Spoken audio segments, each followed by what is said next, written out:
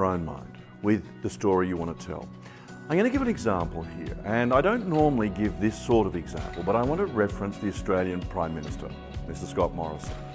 And I got to say to you that my own view is I think he's done, and his government has done, a tremendous job in dealing with unprecedented challenge, okay?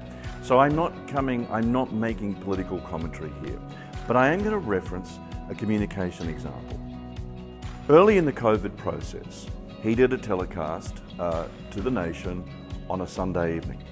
Now, two challenges with Sunday evening. One, I was tired. I mean, at the end of the week, it had been a particularly busy weekend, and I was just weary. And it probably isn't the perfect time for me to want to process rather heavy content, if you like.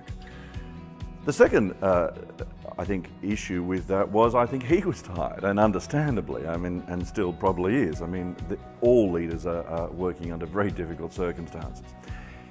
The issue is this. He presented for, I think, 45 minutes or so, pertinent information. We wanted an update. But it came across as just a list of disparate points. There didn't seem to be any cohesive story that was easy to digest.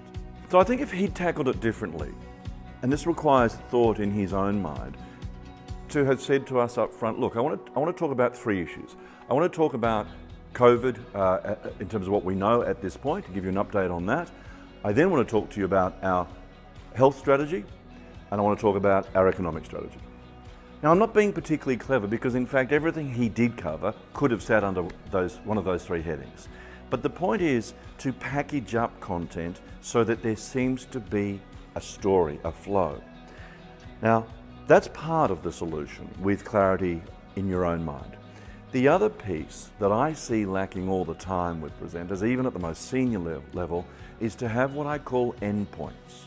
And what I mean by that is simply to be able to hear yourself saying at the end of any chunk, very sophisticated language I use, to be able to get to the end of a section and say, look, so in terms of our update on COVID, in terms of what we know about COVID at the moment, the very simple point I would make is, and to clearly extract out or isolate a key point for the audience to take away. I call these mini conclusions.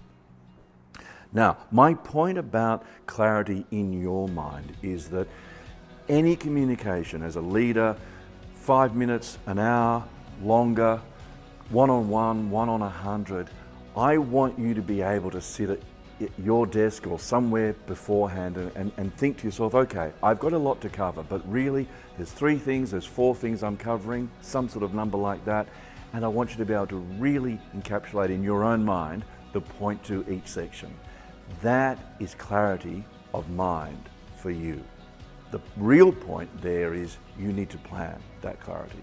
You can't just wing that. You've got to plan that clarity.